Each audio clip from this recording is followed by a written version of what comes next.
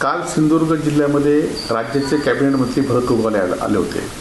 भरत गोगावले हे अनेक वर्ष लोकप्रतिनिधी आहेत आणि ते खरं तर एखादं विधान करताना पाठीपुढचा बिळा ठेवत नाही अशी माझी कल्पना आहे. त्याचबरोबर मी सुद्धा त्यांच्यावर काम केलेलं आहे आणि त्यामुळे जे मनात असतं ते ओठात त्यांच्यावर नेहमीच असतं. काल नारायण राणेंच्याबद्दल ते बोलले ते अत्यंत योग्य असं आणि खरं बोललेलं आहे. खरं तर राणेंनी संघटना ह्या अशा गोष्टीतूनच वाढवलेली आहे.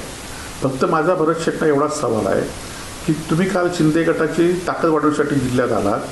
ज्याप्रमाणे राणेंनी मर्डर मारामारी करून पक्ष वाढवला त्याचप्रमाणे तुम्ही इथल्या कार्यकर्त्यांना त्यांच्या विरोधात असलेल्या पक्षाच्या नेत्यांना कार्यकर्त्यांना मारामारी खून करून दडपून हा पक्ष वाढवण्याचा संकेत देण्यासाठी आला होता की काय, असा प्रश्न भरत शेटना माझा आहे.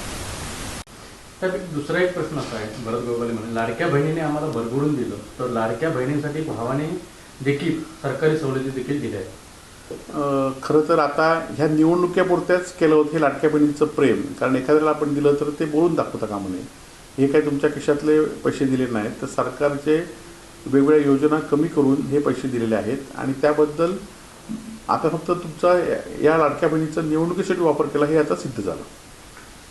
मोर्चात पक्ष एकत्र आले तर युती होते असं काही नाही. संजय राऊतांचं एकही भाकीत खरं ठरलेलं नाही असं उदय सामंत म्हणतात.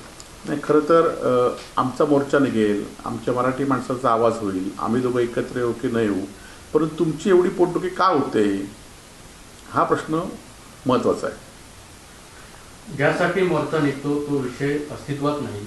मुंबईवर डोळा ठेवून राजकारण केलं जाते असं दीपक केसरकर म्हणतात. नाही, खरं तर आता तुम्ही इतके वर्ष हिंदुत्वाचा विषय घेताय, तो हिंदुत्वाचा विषय तरी काय अस्तित्वात आहे.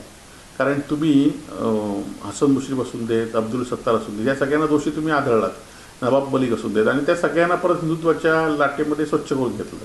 त्यामुळे तुम्ही जे बोलताय, तुम्ही जे हिंदुत्वाचा वापर निवडणुकीपुरता केला आहे त्याचा आज काय ते आज कुठे आहे. त्यामुळे मराठी माणसासाठी जसं आपण राजकारण करतो तसं लोक पण राजकारण कसं त्यांना वाटत असेल, पण आमचा मराठीचा लढा हा मराठीच्या अस्मितेसाठी आहे.